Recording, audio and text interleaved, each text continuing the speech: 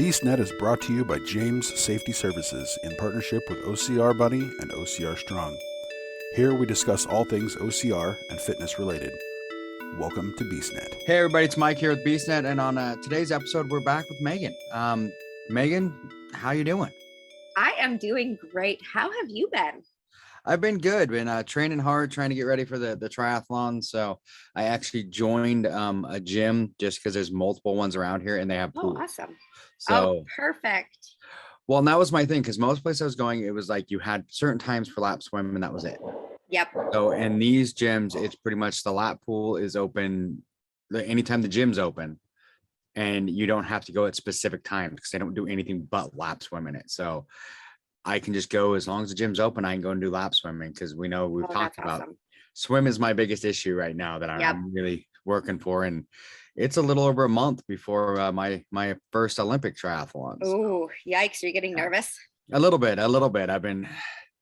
One of the things we were going to talk about today is the injury and when to push through and when to kind of, try and work on it. And I've been I have a calf right now. My left calf, it keeps giving me a twinge, and it's kind of like at that spot where you're kind of like, okay, is it bad enough I need to step back for a minute, or is it just something I need to push through? And like we were just talking about before we hit record, that is a hard thing to come through. Is to come up to that, especially someone like me who I'm used to there's pain. I've destroyed half of my body like throughout my life. So there's always going to be pain when I do anything. So, but at what point does that pain become, okay, I need to step back and let my body heal so that I can continue to go forward? Definitely. And let me ask you this, because I know you've had, foot things in the past. Do you have flat feet? No. I don't have flat feet. Well, okay. That's a weird question. I don't naturally have flat feet, but my left foot is flatter than it used to be because of the damage that I did to it. Because like I said, I crushed it, 6 years ago, and it's flatter, wider, and shorter than it used to be. Okay. So compensation from that left foot could be causing the right side to be overactive. And one thing a lot of people kind of always assume is the problem when they're talking about foot, ankle, calf stuff is that any kind of calf pain, cramping, whatever else is coming from the calf tightness. But in all reality, people actually, their shins are way tighter than their calves are. And if their shin is so incredibly tight to where like you're holding your foot in like a severe flexion, your calf is getting overstretched. So it might actually be your shins that are overfiring, holding that flexion. That's putting too much pressure onto your calves. So if you try to stretch your calves, it might actually be aggravating it a little bit worse, when really you just need to like work more of the pointing the toe action and stretching out your shin muscles. That's very possible. Because like I said, I've been training hard for triathlons, so there's a lot of biking and stuff like that. And, it's different movements with my calves and my shins that I'm not used to. So, and I wear different shoes depending on what I'm doing. And, that's one thing I noticed it after I ran while wearing the shoes that I use for the bike, rather than, which they're not like clip-ins or anything. They're normal shoes. It's just, they fit the pedals better than my other ones. So they're better for, my running shoes don't really fit. It sounds weird. My wife's like, really, you need like 4 pair of shoes to do one race? I'm like, pretty much, but and it's just, So, and I wore those while I was running, and afterwards I noticed the calf, and I think it might be more of just wrong shoe. But then it's like, how much did I do? How bad is it? I just keep getting every once in a while a weird twinge when I step, and I'm like, oh, please don't turn into a bad twinge. So, yeah. I always just say, make sure you're stretching your shins, stretch your calves, get the full like 360 degree around your ankle joint. You're fine. That should hopefully help correct everything, hopefully. Well, and it's one of those things is most people who know me know one of the things I'm really, really bad about is stretching. I love yoga, but I'm not really good at doing it unless I have someone there going, get into this pose, do this pose. Otherwise, I'm just like, hey, I like the what is it, child's pose, and then take a nap. Yep. So it's funny that you say you're so bad at stretching, because that was actually part of why this topic like popped into my head, because a couple weeks ago I had somebody reach out who like found me because everybody was referring me through all of the different Spartan groups. And I mean, we've talked about it before, like I'm not the coach who really wants to like build programs for the first time racer, because it's you know, their mindset might be a little different from what I'm used to. Like if you want my help and it's your first time, like I have plenty of programs. Go take a look at those. Like shoot me a text. I can help you adapt them to your abilities. But more times than not, I want to work with clients that have a little stronger foundation, so that I can push them a little bit harder. And this guy very much starting from scratch. I wrote up a program for him. I sent him a bunch of mobility work, and he messages me back. He's like, I'm doing the mobility, and oh my gosh, this is a workout in and of itself. And like, I get that all the time. So I'm joking it off. I'm like, haha, yeah, well, a warm up should get the body warm. Like if you're not sweating at the end of your warm up, it didn't do its job. And then he got like really upset and was like, no, like this is way outside of my level. Like I'm going to go find something else to do. And I'm like, I sent you base warm-ups. If you feel like the warm-ups are too difficult, like we can adapt them and like tell you where to start with it all. Like one, you paid for a personalized training program, but here, let me hop on a call with you. I can like complimentary, I'll take you through this, but you also just paid for here. I just want you to write up a program for me. So unfortunately, it doesn't come with as much of the full, you know, let me tell you how to get into everything. But I was going to do it. So he's like, I'm just going to find something else. And it really concerns me that somebody gets so frustrated about mobility and warm-ups that they would much rather just skip over all of that and go straight to lifting weights. And it's like too many people do it. But like, especially in obstacle course racing, the mobility work, the warm-ups, those are like basic things that you're going to need to get through all of the different obstacles. Like I know you're not the biggest fan of yoga, but that child's pose that you love to do, that's stretching out your shoulders. That's going to help you to get more range of motion so you can swing across a multi-rig or a monkey bars. And like if I tell you to go do some bear crawls, some crab walks, whatever else, you know what that is? That's getting you through a barbed wire crawl. Like there's so much more functionality to these warm-ups and this mobility work than just stretching out your body. It's literally connecting all of the dots to make sure your body is moving successfully in every which way. Well, I think too many people look at like they see people, you know, I mean, even like the Marvel superheroes that we see, you see Thor, you see all those guys, and they're just jacked. And it's like, in all reality, I mean, if I was to look at all the Marvel superheroes, the one that I'd want to be most like is Ryan Reynolds. One, because I mean, he's Ryan Reynolds, and I mean, I would switch teams for Ryan Reynolds, just saying. But he's mobile, he's functional fitness, and we've talked about this before. I love the functional. I don't want to be jacked. I want to be functional. Yeah, definitely. And I mean, most people with muscle mass have less mobility. It is possible to have muscle mass and functional mobility. You just need to know how to go about doing it. And that's where your mobility work comes in. I'm a big advocate for animal flow. You know, it's basic movements of a bear crawl, a crab walk, you know, different kinds of ape walks and whatever else, where you're moving your body in a 360-degree fashion. Because no matter what we're doing on course, nothing is straight, you know, forward or side to side. You have to be 360-degree in every single thing you do. So we need to be moving our body 360 degrees. I hate saying the word stretching and flexibility to clients, because in all reality, if you tell somebody to go stretch or you're not flexible, that just means that your body doesn't bend in one particular way, a certain way. When in all reality, mobility means your full, well-rounded movement with elongation. And yeah, it's a little bit of flexibility, but it's more about your body's ability to move through that range of motion instead of just go to a certain point. Yeah, and it also, like you're saying with the mobility, a lot of times there's a workout that goes with that. So it's Mhm. functional movement, and it's functional fitness, and it's one of those things that a lot of people don't think about, that they just want to go pick up weights and lift heavy, and it's like cool, but like you said, how's that going to help me in a Spartan race? If I build, my muscles up too much in my arms, now they don't move right, and I can't do monkey bars. I can't do those.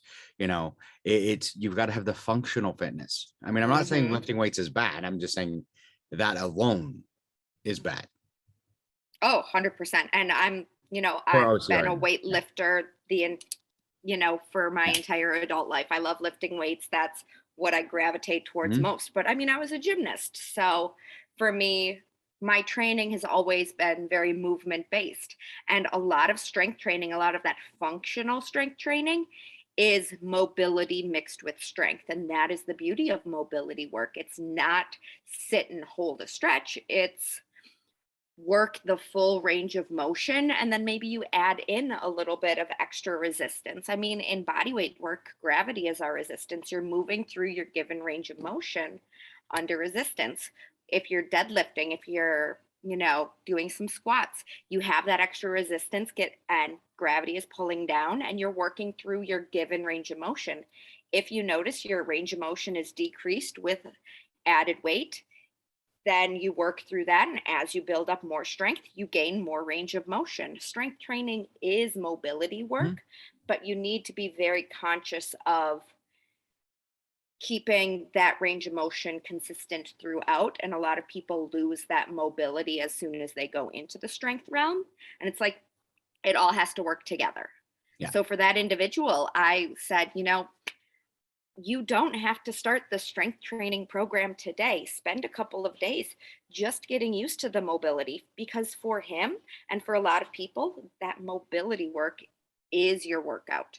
You Mhm. need to be able to work your body weight, mobility, range of motion before anything else. Sorry, I have a Yeah, you do. You have a what? my my mom is attempting to call me. Oh, it's always good. Hi, Mom. Oh my gosh, stop. Technology is amazing. Yeah, and I'm like hitting buttons and it's not working, and yeah, fun times. But Oh, yeah, John can edit that. yeah, I try to tell everybody, start with the mobility. Yeah. And If you it's can't handle that mobility, why do you think you can handle adding external resistance? yeah. And that's it. I mean, it's one of those things, mobility and everything else. It's like, I mean, that mobility, one, is going to give you that functional strength. And two, you're going to have less likely to get injured, Mm-hmm. because most injuries come from the fact that our muscles, we try moving them in a way that they don't stretch far enough. And then all of a sudden, bad things happen. And now we got tears and other stuff like that. And, you know, coming back from an injury is way worse than just preventing it. you know 100%. I've come back from a few. We've talked about it in the past, my foot injury. I have a knee that gives me issues and stuff like that. And I mean, because of those, like you said, I end up compensating when Mm-hmm. they start bugging me, and then all of a sudden I start having more problems. I always notice my knee starts to hurt. I'll start having hip pain on the other side, within a Yep. couple of days, because I'm compensating and I'm not running and I'm not moving the correct way, and it's causing pain in other places. And like you said, a lot of times, you kind of have to look at how everything links together, because, Yeah. lower back pain might be something from your feet, might be Yeah. something from your ankle, and it's all those weird things. 100%.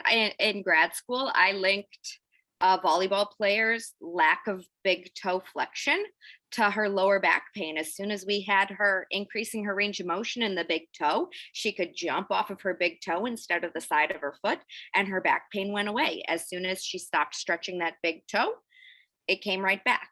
And a lot of people don't understand the correlation between it all. And that's why finding somebody who understands full biomechanics is such a great asset in training. One of my clients today, she emailed me. She's been dealing with a lot of like shin issues, feet and shins, calves, all of that lower leg stuff.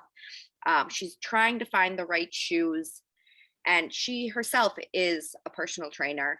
She came to me and, she wants to get better with racing, but she also wants to continue to improve all of these other things. She said, went to my doctor, and, he got me into custom orthotics. I told him that I have a pair of ultra running shoes that I really want to transition in. Her and I have talked about it. I told her, we're going to take it very slow. We're not going to go from, 8mm to 0. I gave her, my own personal experience where I transitioned to 0 drop over the course of a year. I took 6 months for trail. And then after the season, I took 6 months more and I got into road 0 drops. And then it took me a whole nother year of wearing 0 drop, where I was spraining my ankle every single month because my ankles just weren't used to the lack of stability within the shoe. They weren't used to running in that 0. Yeah. And I had to train all of my ankle stabilizers in the shoes and barefoot. So no matter what I was stepping on, they were adjusting. And since then, I haven't sprained my ankle in over 2.5 years, knock on wood. I rolled my ankle just on Sunday on my 10-mile run. And, it hurt for a little bit. And then I kept running, didn't lose stride at all. And within a couple blocks, it was fine. It didn't swell up. I feel fine today. I was able to go out and run again. And so she comes back and she's like, I told my doctor this, and he just made some offshoot comment about how he's sick of fads and he doesn't think it's the right call to switch to 0 drop and how it's going to exacerbate a lot of my problems. And he said, I just need to live in orthotics. She's like, I don't believe that you need to live in orthotics. I wrote back, I'm like, I completely agree with you. Like, we were born without shoes, the cavemen were without shoes. We don't walk on the beach in shoes with orthotics. We don't walk around our house with shoes and orthotics. If you're going to go out to dinner and dress a little nicer, you're not going to wear orthotics. So why would we just rely on always having orthotics when it's not something that we're going to do? So it's much better to slowly work your body out of those and see if we can correct all of the imbalances that are causing you to get into those orthotics. They're not going to be the solution for everybody. They may work for a lot of people, but orthotics are just for people that might not have the time or the knowledge and the money to correct the underlying issues. We're always looking for that magic pill that's going to miraculously get rid of whatever's causing us pain. I don't want to treat the symptom. I want to correct the problem. Yeah. And that's the biggest key is, you hit the nail on the head right there. Most people want not only just the magic pill, but they keep treating the symptoms and nobody treats the actual problem. And that's what I see with a lot of things. It's like I get all the time when I lost all the weight and everyone's like, well, how'd you do it? What was your secret? And I'm like, my secret's no secret. It was hard work and diet. Yeah. And they're like, oh, well, I don't want to do that. Well, then obviously you don't want to be skinny. I mean, it's, and that's kind of it. It's like, if you want it, you've got to take it. You got to go get it. You have to do the work. There is no miracle pill. I mean, there are some surgeries, some things that you can get that help you. And that's what a lot of people don't understand too. Those are a help, people who get the gastric bypass, nothing against anyone who does. If that's what you choose to do, that's fine. But remember that is not the fix. 100%. That is a help. And I've watched many people get that and think, oh, I'm going to do it. They lose weight really quickly. And then their stomach adjusts to the small size. And then boom, they go right back up. And it's like, because you did nothing to stay there. Yeah. I have one of my best friends. He's also a strength and conditioning coach. He was an offensive lineman, so he's already a big guy. He was deadlifting like over 500 pounds a couple years ago at his gym. And just like we all do, he scraped his shin on the bar. He ended up with MRSA, and it triggered a bunch of like bone infections. And through it, they found some some other like heart problems that have been hereditary. And it's set this like entire like um, ball rolling of Mhm. heart surgeries and fluid retention and everything else, to the point where he's been told, you can't work out, you have to go on a diet, this medical diet. You have to go to a cardiac therapist. He's finally, after 3 years of being told you're going to need weight loss surgery to save your life, he's finally able to do it, because even so much the littlest stress has caused him to have cardiac episodes, and he has to keep his heart rate very low, or else he could risk heart attack and death. So in order to get his heart fixed, he needs to lose weight, but he can't lose weight because he can't increase his heart rate. So those surgeries are actually meant to save lives. There are Mhm. people who quite physically can't work out, and they're dieting and everything else. It just doesn't work because they have so many other problems. So yeah, I know a lot of people will go and get like a weight loss surgery, or they'll get something else that's elective. But at the end of the day, if you're not willing to put the work in, it's only going to do so much.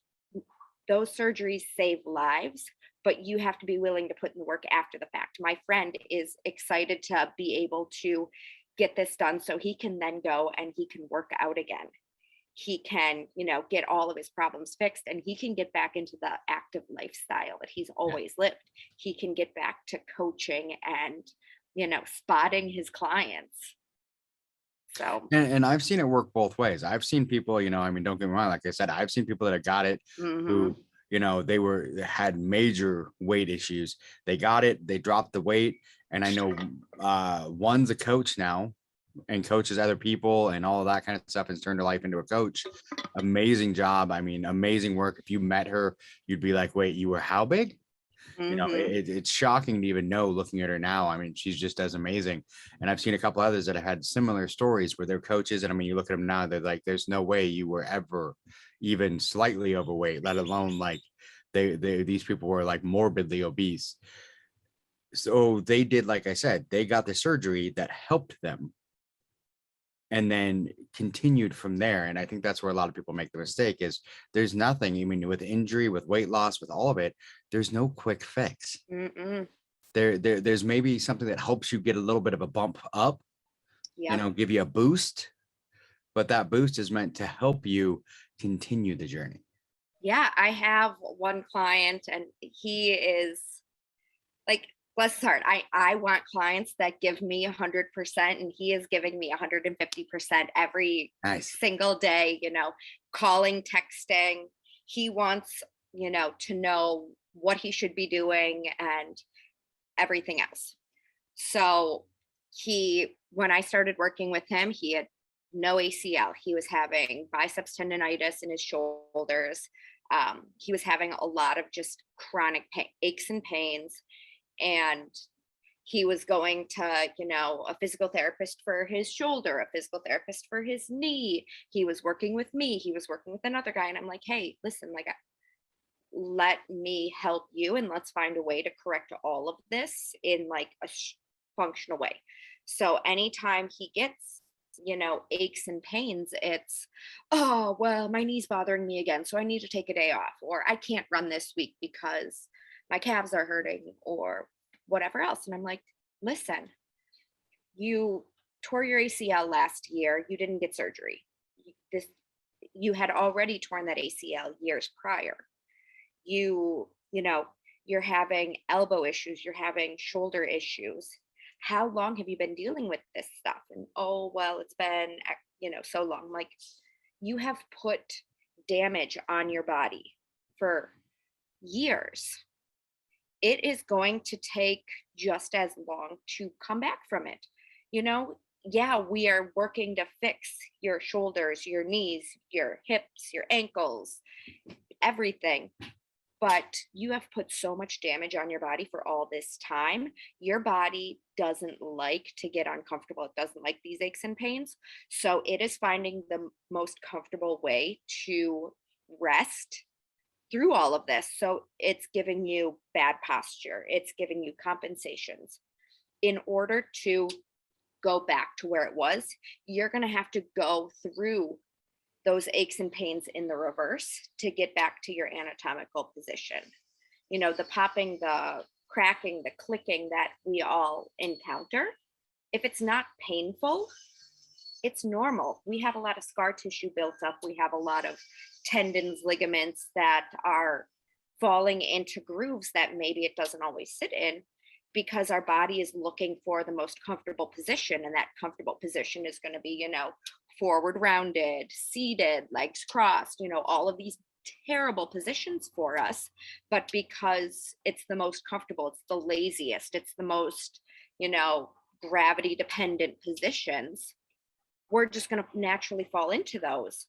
So even if we are looking to correct all of these imbalances, we have to still stay engaged when we're, you know, at work, when we're asleep. Like subconsciously, our body is falling right back into that hunching, those comfortable positions, and you're resting again in a position where you have to work back through the aches and pains to find that anatomical position once again.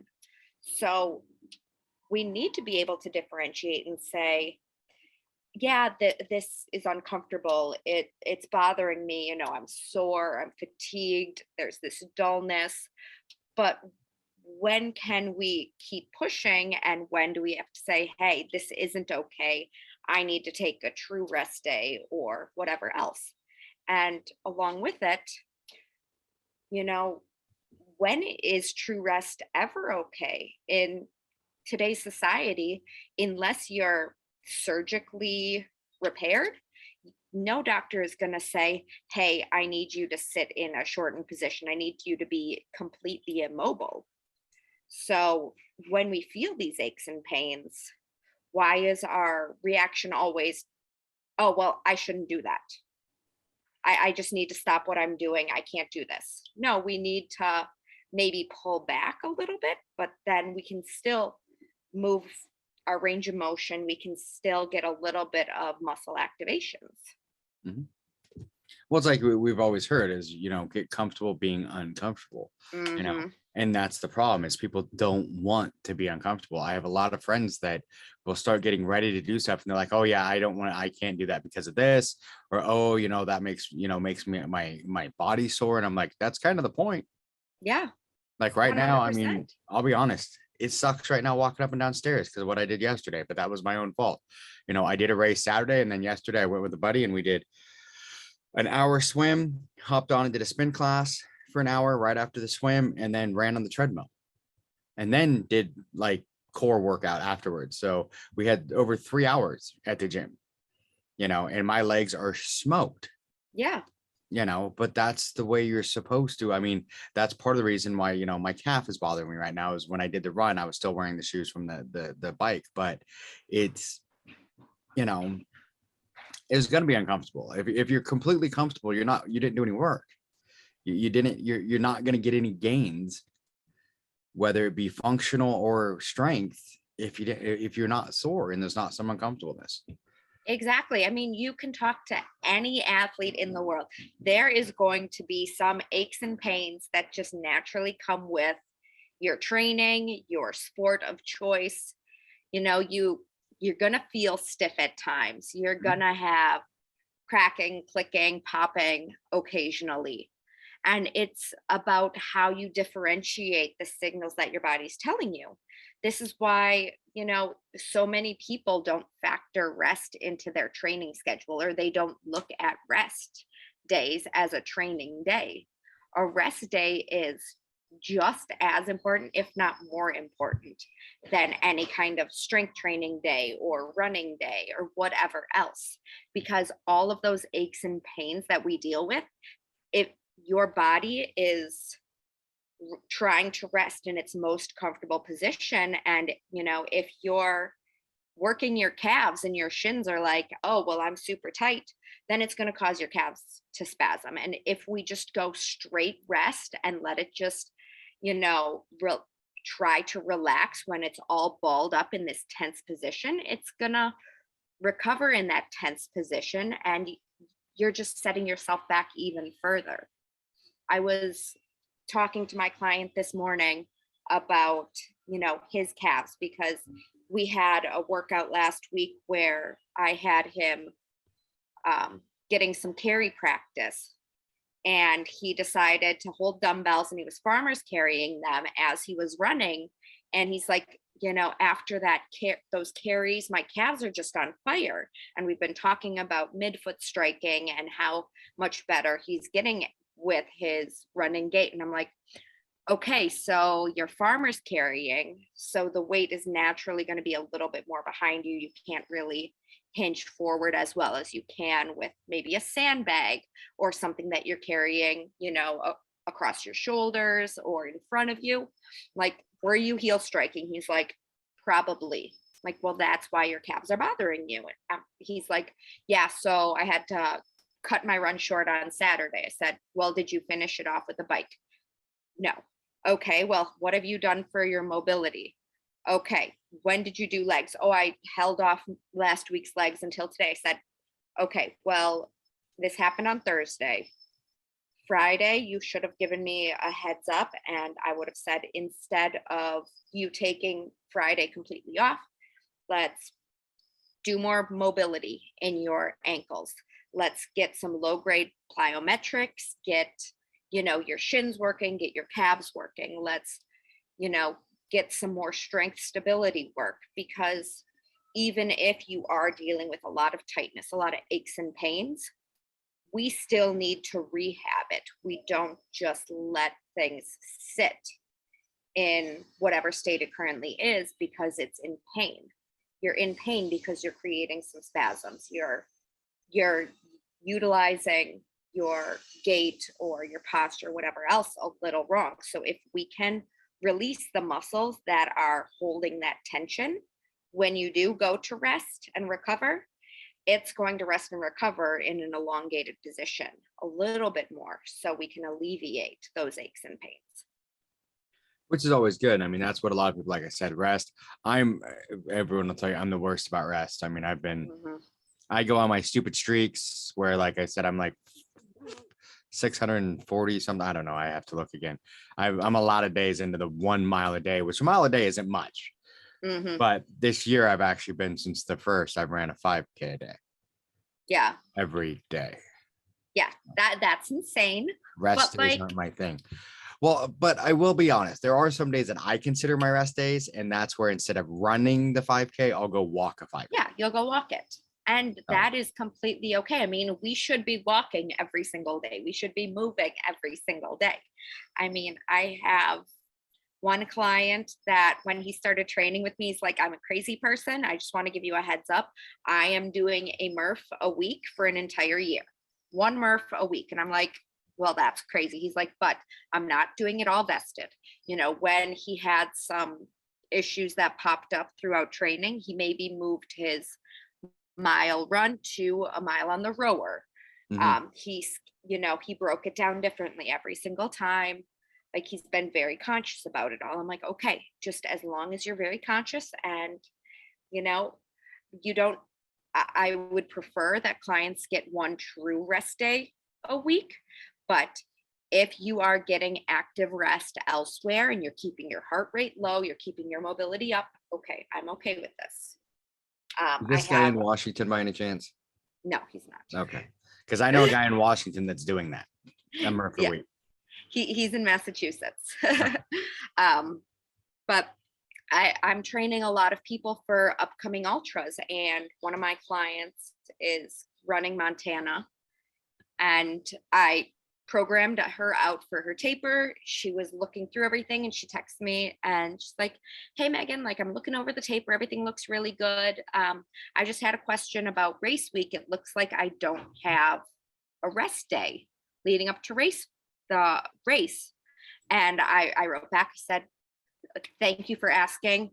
I have a very strict program, and the reason why I don't give you a true rest day leading up to a race is because I want your body to stay loose and mobile if that you go in the day before a race and you haven't gotten out and, worked your legs a little bit, worked your heart rate, you're coming in and your body has rested in, its comfortable position, and it could have taken in all this fatigue and shortened up the muscles. And then you're going to go in and your body might not be too happy with its current range of motion when you hit 20, 25, 30 miles. Everything's going to start to tense up. So we just stay a little loose. Like the runs that you're doing on Thursday and Friday are very short. Listen to your body, but we want to keep you moving. If you're having aches and pains, we can throw it on a bike. We can do something else, but tell me what you're experiencing, and tell me not just, oh, well, I have pain. I'm always going to say, how would you describe the pain? Because pain to everybody has a different definition. So what exactly does it feel like? Where are you feeling it? Is it radiating somewhere? If you can differentiate between pain and discomfort, you're ahead of the game. And then you can start to decide, okay, this is a pain that I can work through versus this is something that I need to just stop. Yeah. And that's the hardest thing. And I mean, the thing is, most of us people that do these things, we do crazy things. We do things that most people are like, you're insane. You're stupid. Why would you do that? For me, I'm training for an Ironman, a half iron. And what a lot of people don't know is actually a month before that, I'm doing back-to-back trifecta weekends. So, at least it's not like last year where I did a trifecta weekend and then did the Ironman the very next weekend. So I'm doing back-to-back trifecta weekends. And then the month later, I'll be doing the Ironman. So it's kind of one of those things for me is I have multiple different goals in different places, but I still have that Ironman in sight. So I'm training hard for the Ironman, knowing that most of that training should help me with my mobility on the Spartans, and just to make sure to try not to injure myself while I'm enjoying the sunny, nice, beautiful weather in Hawaii on one of those. So yeah, it's really tough. And again, we have it ingrained in our head that discomfort is pain, and that's not the case. One of the first things I was taught, as an athletic trainer, it's the same as, doctors, nurses, whatever else. We pull out a pain scale and say, how would you rate it from 1 to 10? And okay, how do you describe it? And based on the description of what you're feeling, then we can kind of differentiate, okay, is it muscular? Is it ligamentous? Is it, neurological? And we can narrow down where that discomfort is coming from and pinpoint what is causing it. But not a lot of people understand that. So when I talk to my clients, I say, okay, 1, how would you describe it? Is it sharp, shooting, numb, tingling, dull, achy? Does it radiate? Is it shooting up? Is it shooting down?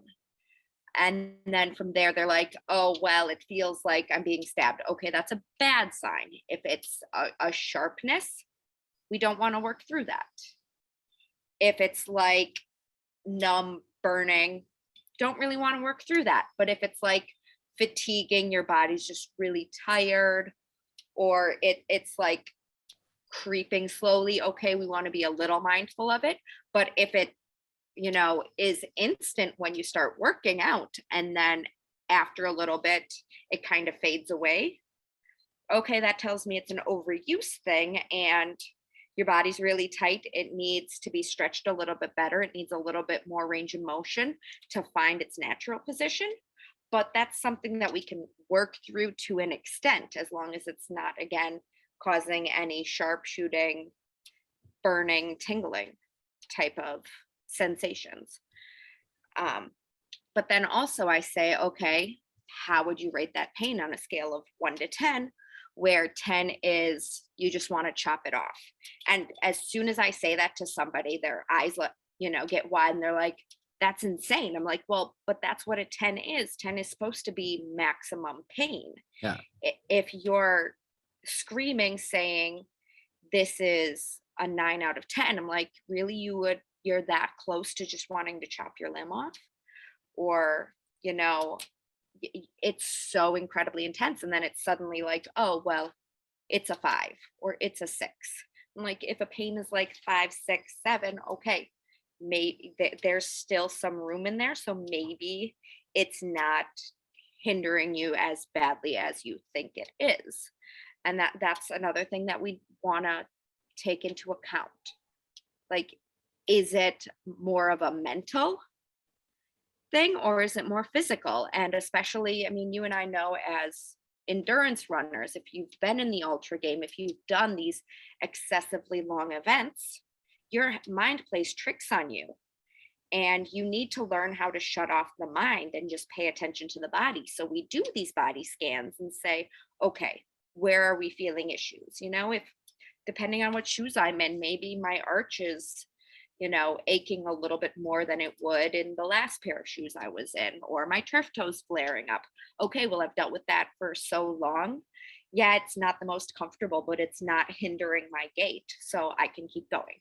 Okay, next, ankles up. I've rolled them a couple times, but there's no pain. I can keep going. Knees. Oh, well, my IT band's kind of sort of starting to bother me. Pay attention to it and see if it gets worse. That kind of stuff. But, for the average Joe, first time Spartan, whatever else, they may say, oh, wow, no, this really hurts. I'm feeling, this sharpness in my shoulder, but then it's like, is it sharp or what happens to it? And how can we differentiate between it all? Because we are going to get a lot of soreness in our shoulders, in our forearms, in our hips, in our knees, in our ankles. It's just the nature of the beast. And obviously it's easy on course to say, well, we just have to get to the finish line, but then can we go right back into training, or are we going to say, that Spartan race made me hurt so bad, I need to take 1-2 weeks off? Well, no, because now all of those aches and pains, they're shortening your muscles in ways that you've never worked on before. And it's just going to add on damage in ways we don't want. Yeah. And that 1 to 2 weeks turns into 1 to 2 months. Exactly. Most time. And then that goes farther on. So, and It's one of those things I can talk about that, like with the running and all that. When I first started running and everything, I would get, and people used to crack up. I talk about my calves just right on that verge of cramping and just hurting so bad. And they're like, are you going to be okay? I'm like, give it another mile and they'll open up. And they're like, really? And I'm like, this is every run for me. Yeah. When I first started running, that's what it was. I just knew my body. My calves were going to be angry for about a mile or two, sometimes a little longer. But then after about mile 3, they would just start opening up and then they were fine for the rest of the race. And it's just 100%. like, that's every endurance run for me. 3 miles, I'm like, my calves are really tight. Like, especially if I run one day on trails and the next day on roads, like, okay, my calves are really tight. My glutes are slowly waking up. And then after 3 miles, I'm good to go. But, that's me knowing my so rough because you're just getting in. Yeah. And like an endurance run, my stride is shorter. My pace is lower. I mean, again, I'm just trying to find that comfort zone, and my body, it needs to get a little bit more warm. But again, this is why, I can lead new Spartans to where I have training, but I don't necessarily want to train somebody who's just looking for one race, because as soon as they, cross that finish line at Killington, they're like, I'm done. Whereas, my client that signed up for the Montana Ultra, she was looking at the schedule and she's like, I see I have a 20-minute run the day after the Ultra. I'm like, yeah, that's like your shakeout run. That's making sure that your body isn't recovering in like this really shortened position, and to make sure that you don't have these aches and pains and these overuse damages.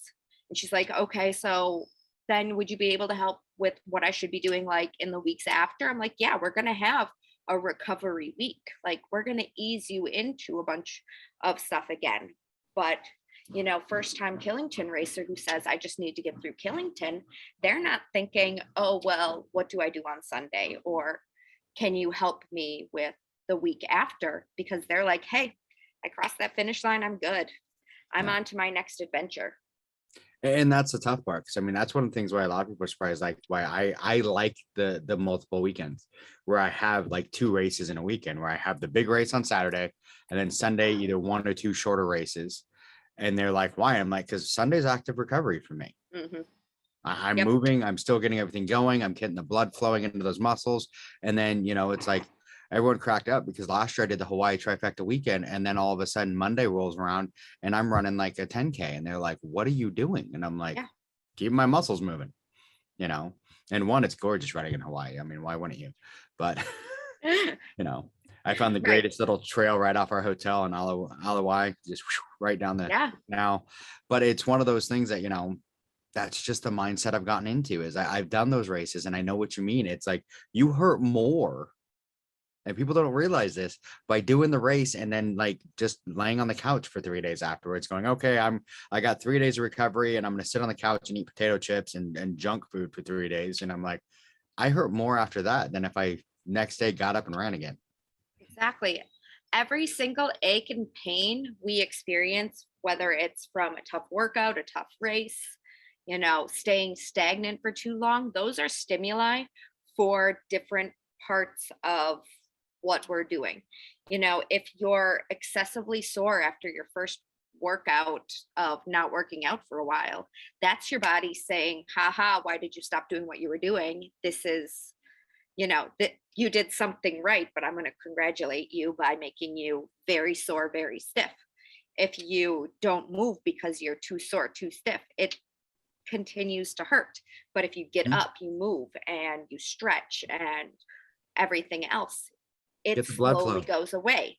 And then if you keep doing what you're doing, it's not going to come back on as strong. If you're really sore after a race, that means you did something you weren't prepared for.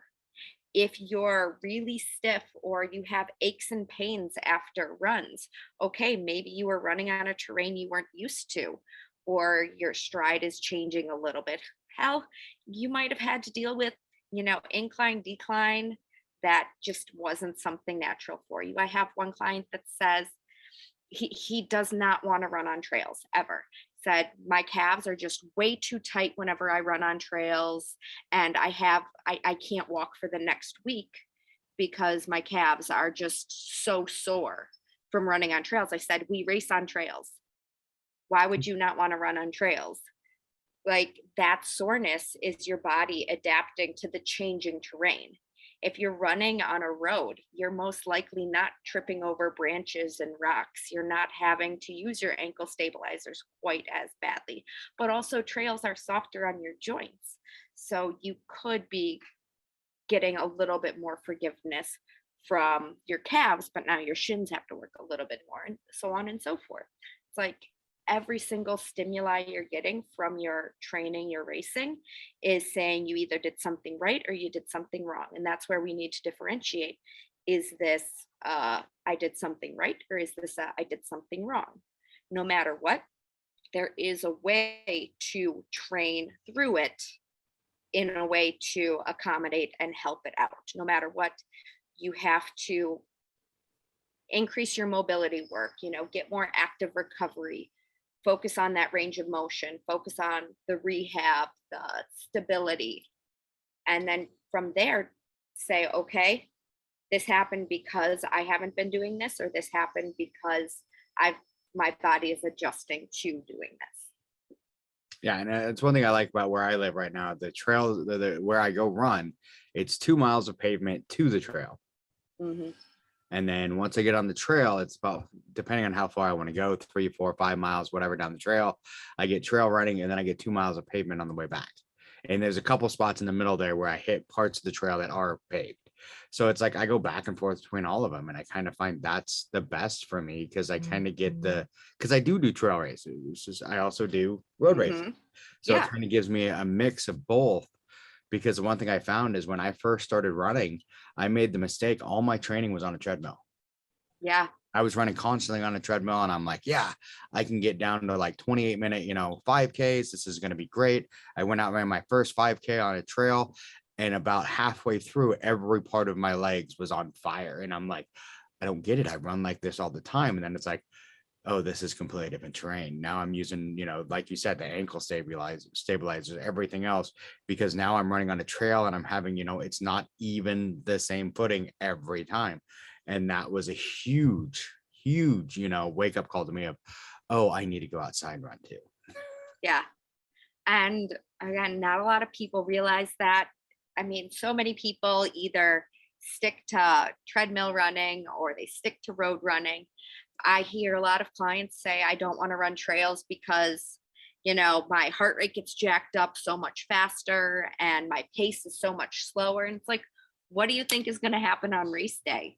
Yeah. I mean, already I tell my clients, we don't focus on pace when we train, because your pace on a trail is going to be that much slower.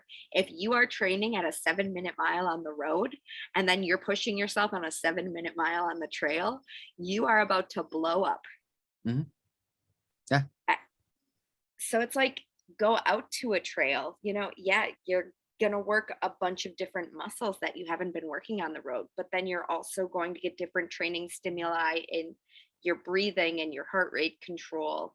You're just going to notice so much different going on, but in a good way. So we can't continue to fear the unknown. We have to get comfortable being uncomfortable. And we say it and it's so cliche, but it is, but it's true. Everything about this sport is getting outside your comfort zone.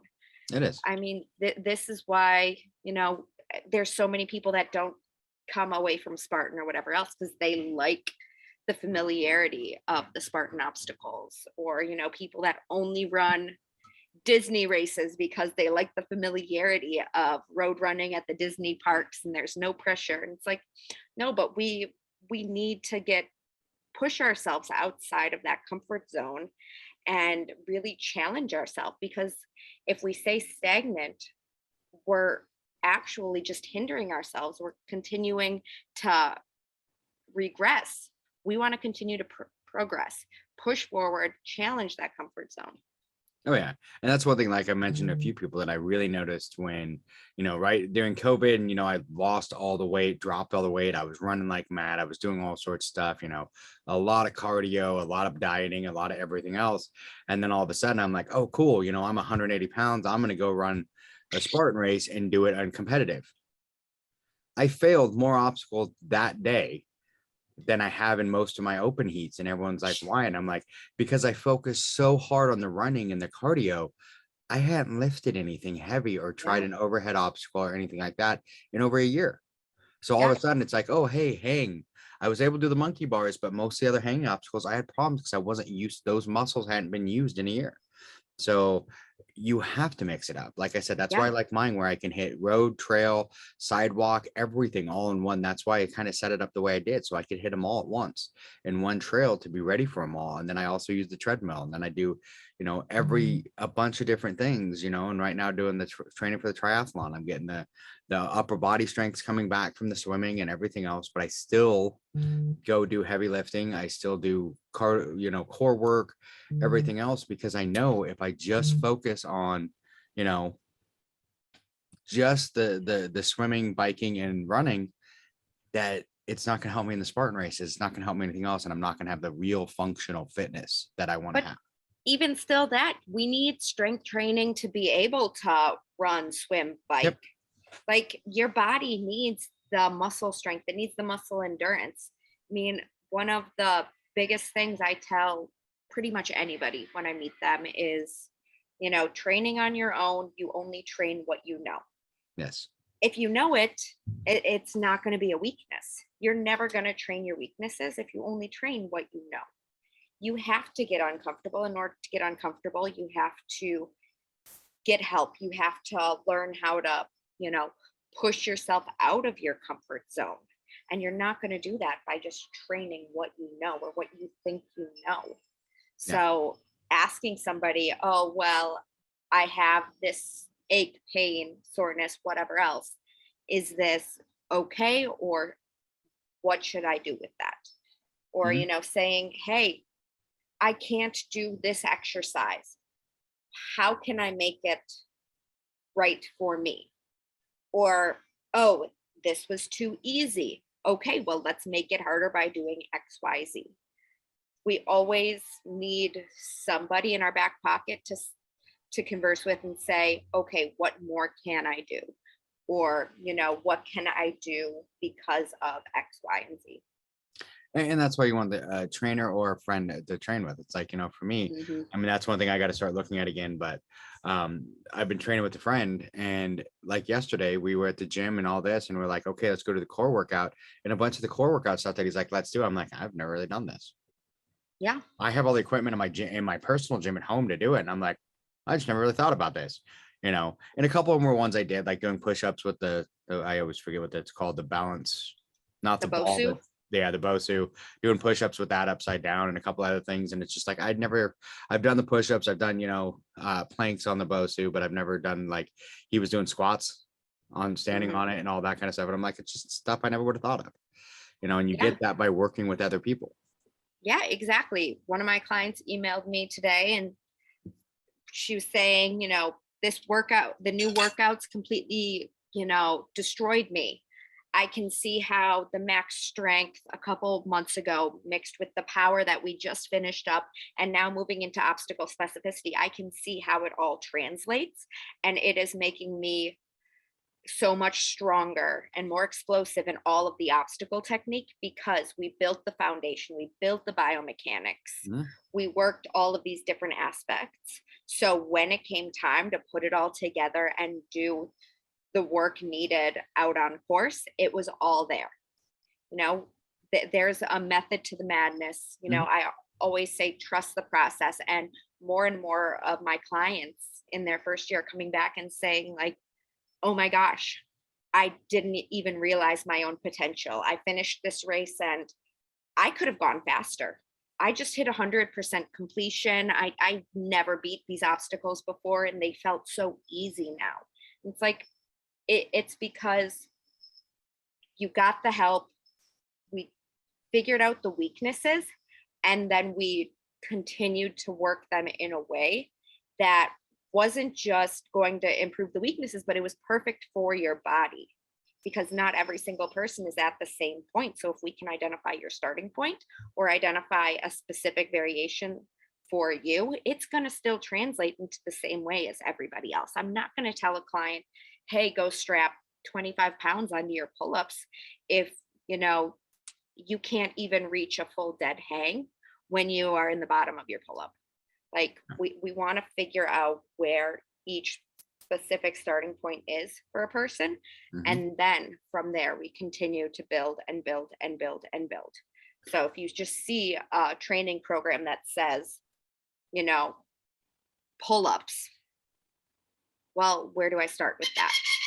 If you just assume pull-ups and say, I can't do a pull-up, so I can't do this program, then you are cutting yourself off to so much more potential. Everybody can do a pull-up. You just got to find the right variation. And that goes for every single exercise. If you can't do a base movement, talk to somebody and say, hey, I can't do a pull-up. How do I get the same training effects for me? I can tell you 1,000 different ways, maybe not 1,000, but I could tell you a good variety of regressions for a pull-up to get every single person doing a pull-up in their life. Yeah. And that's the thing too, is a lot of people got to remember too, they hired a coach for a reason. Listen to the coach, understand it. It's like when I first, I worked with a friend of mine as my coach, during the weight loss. And that was one of the things I worked on was I'm like, hey, I'm doing great at like the running, but everything else is starting to have problems because I don't do it. I just run. And, they had me start, doing a lot of leg lifts and, lifting, doing a lot of work for my legs. And I'm like, my legs are great. I mean, why? But I'm like, okay, I'll listen to you, do what I want. And they even warned me, they're like, hey, your times are going to slow down for a little bit. And I'm like, okay, I'll trust you.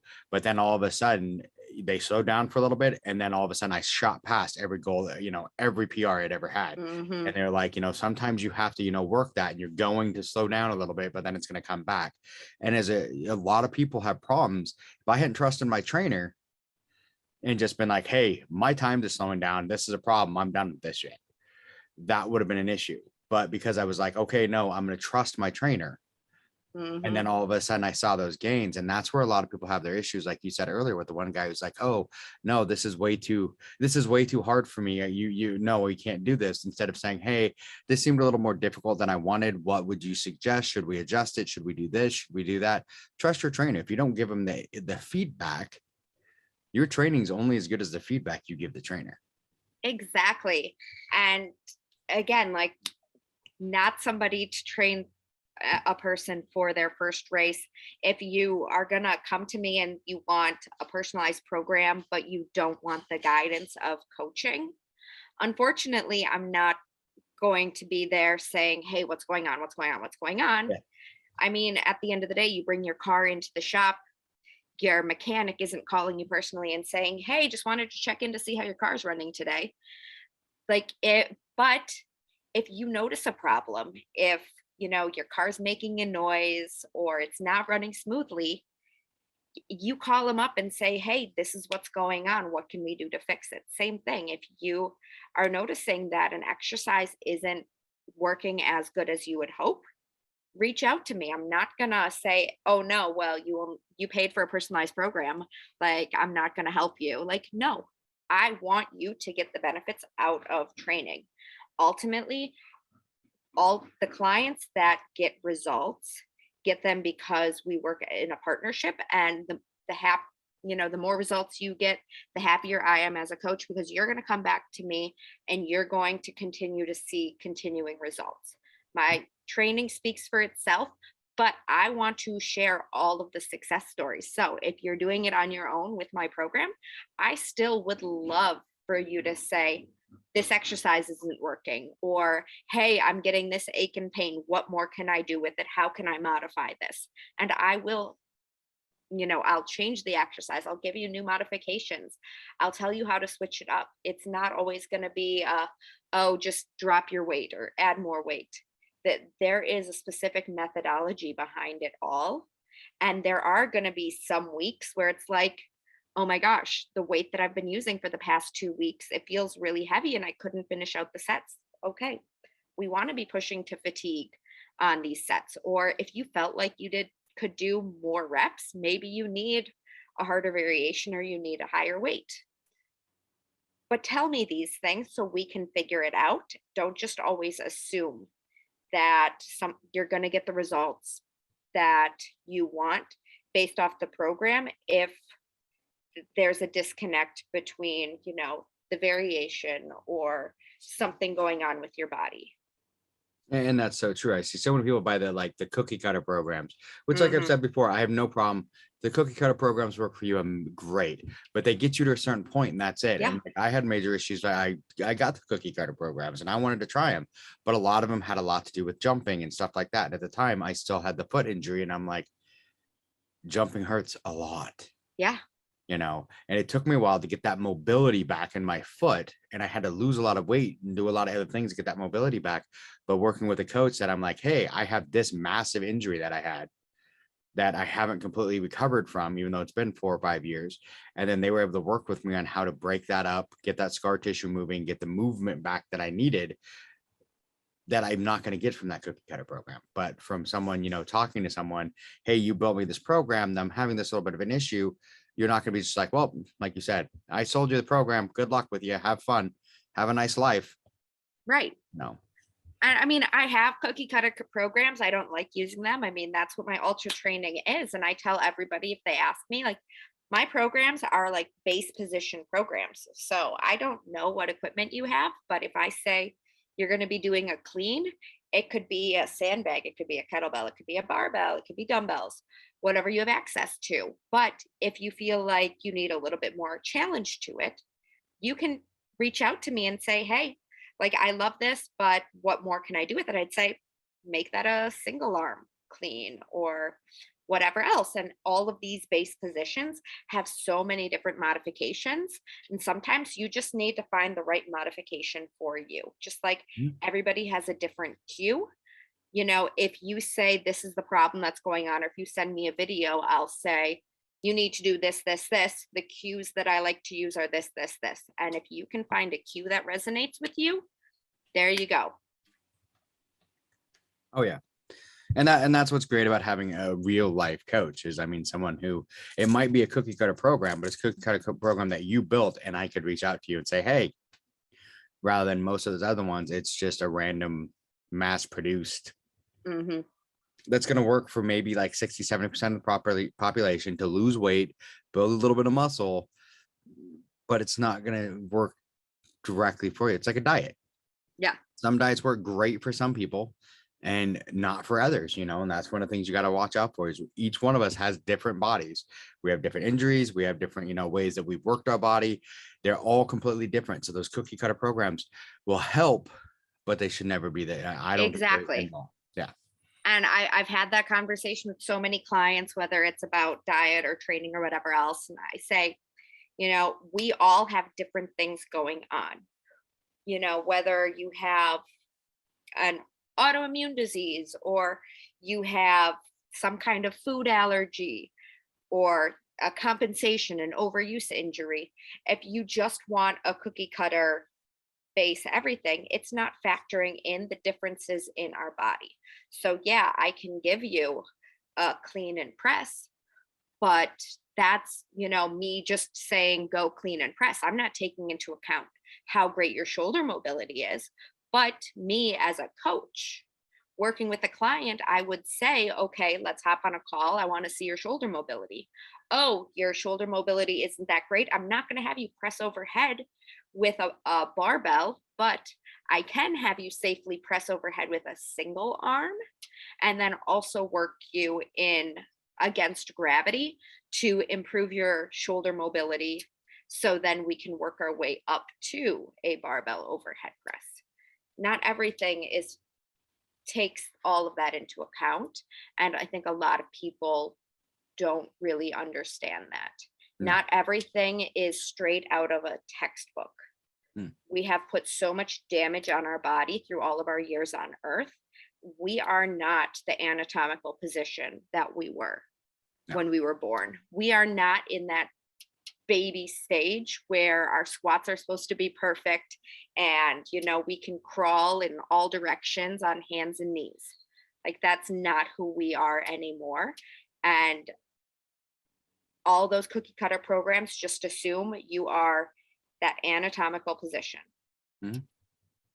Find somebody to just help get things adapted to you. And remember, all those aches, pains, training adaptations, it is all just us trying to get your body back to an anatomical position.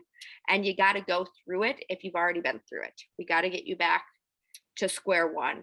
Just like an out and back run, you know, you're going to pass by the exact same streets. There's never a, 360-degree path to get you back to the start. It's always 180. Yeah. And that's it, and it's one of those things. And the other thing too is like I said, be honest with your coach. I've seen so many people that are like, oh yeah, I've had this coach for a while. And it's like, are you doing what they told you to? Well, mostly. Are you telling them that? Well, it's like, okay, if you're not telling them what you're actually doing, and then it's like, okay, it doesn't seem like the program's working. And it's like, is it not working because the program isn't where it should be? Or is it not working because you're not doing it? And that's what you see most of the time. People are like, well, this program's not working. And it's like, well, are you doing the full program? Well, with this modification, or I skipped this, or, I don't like this workout, so I just don't do it. And it's like, well, then you're not doing the real program. Yeah. And you have to communicate that. Yeah. I think that's the biggest thing people don't understand. I mean, just with everybody else and all of our jobs, we have so much work on our plate for so many different clients and other, duties that have to go on. We can't always be there, helicopter parenting and saying, well, what's going on now? What's going on now? What's going on now?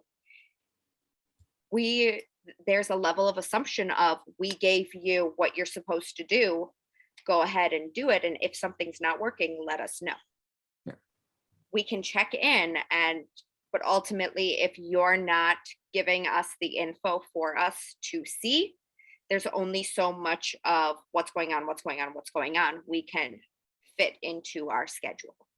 Yeah. I mean, the way to look at it too, you hired a coach for a reason. Yeah. To help you, not to do it for you. Exactly. And I think that's the biggest. Most people are like, okay, I hired you, now do the workouts for me and make me skinny. And I'm like, yeah, it doesn't work. Yeah. Validate what I'm already been doing, or, just appease me. I'm not going to hold your hand. This is going to be really tough work. And you need to give me that 100%, and I will give you that 100% back. Yeah. And that's the way it should be. So we're getting close to that hour mark. I think we might have actually passed. We might have actually gone past it. Probably did. And that's one of the things, that's why I love doing this with you, because we can talk about this stuff. Yeah. And stuff that, I mean, I love listening to what you say, because I mean, it just makes so much sense. And I mean, I need to get out of my own mental issues that I've been having for a bit and start working a little harder. I know it. I'm working towards a triathlon, but I feel like I can be doing so much more to get myself ready. But but we'll all hit those spots. I love doing this because I love that aha moment within people. Like my clients, they've always told me, how much they love working with me, because I have a way of explaining things in the sense that it makes sense. I could sit here and, talk in all of these big sciencey words and whatever else, but it's not going to resonate with anybody. Yeah. My goal isn't just to, give somebody a workout. It's to educate them. I want that light bulb to go off in their head, and for them to be able to put together everything that they're doing and saying, this is the reason why. I want everything to just make sense. So I love coming on here and talking about this stuff. It's easy and fun for me. So I could talk about this all day. I know, but Don gets mad at us when we do that. So yeah. So we will definitely, I mean, we're going to have you back. I mean, we're going to do this once a month just to keep everyone, up to date and talking to them. So I can't wait to talk to you again. It'll be a blast. Definitely. So anything you want to tell them in closing before we head out of here? No, I'm just really itching to get back out on the race course. I know I ran fit, I ran Boulder Dash, but I'm ready to really get this season started.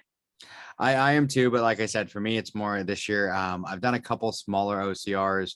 I've got a couple ones coming up in May that are some fun ones for me that I like out here on the West Coast, some local ones, but I'm really nervous about the triathlons because I push so hard to try and do those good, and I'm so bad with cold water. So, and I've got to get, better with that. Don't get as focused on performance in terms of like push, but just find that uncomfortable spot. Just as you're going through it, don't look at somebody and be like, oh, they're beating me. Say, okay, how am I feeling? Do I have a little bit more? And that is what's going to keep you grounded and keep you moving, because everybody goes out way too hard. Just and find that comfortable, uncomfortable, and hold it. Yeah, that's my biggest problem is when I notice it when I go to the pool, I jump in and I start swimming like head on, just as hard as I can. And then all of a sudden I'm like, no wonder I'm winded like in less than 200 yards because I'm going full on. I got to find that happy where I can just go, and I just need to go for 45 minutes to an hour to get, the mile, 1.2 miles. I'd like to be a little faster, but 45 minutes to an hour, I've been trying to keep that time in. So when I do it, that I can do that, because the bike I'm feeling comfortable with. If I can get past the swim, I run every day, so I'm okay with that. But the bike, I'm feeling more comfortable. I got a better bike. I've got it all, set to me and everything else. And I've been doing spin classes. So I'm feeling more comfortable about the bike. And I think I got it this year. So we're going to see. And if it all goes well, maybe next year I'll go for a full Ironman. But I think full is in your future. I think so. All right. Well, thank you, Megan. I hope to talk to you again soon. Yes, we will definitely talk soon. All right. Sounds good. Okay. Yep. Bye. Thanks for listening to the BeastNet podcast. If you haven't done it yet, find us on Facebook, like and share the podcast. Give us a review on iTunes or Spotify. All these things will help to expand the show in the future. Don't forget to subscribe and let us know what you think and what you'd like to hear.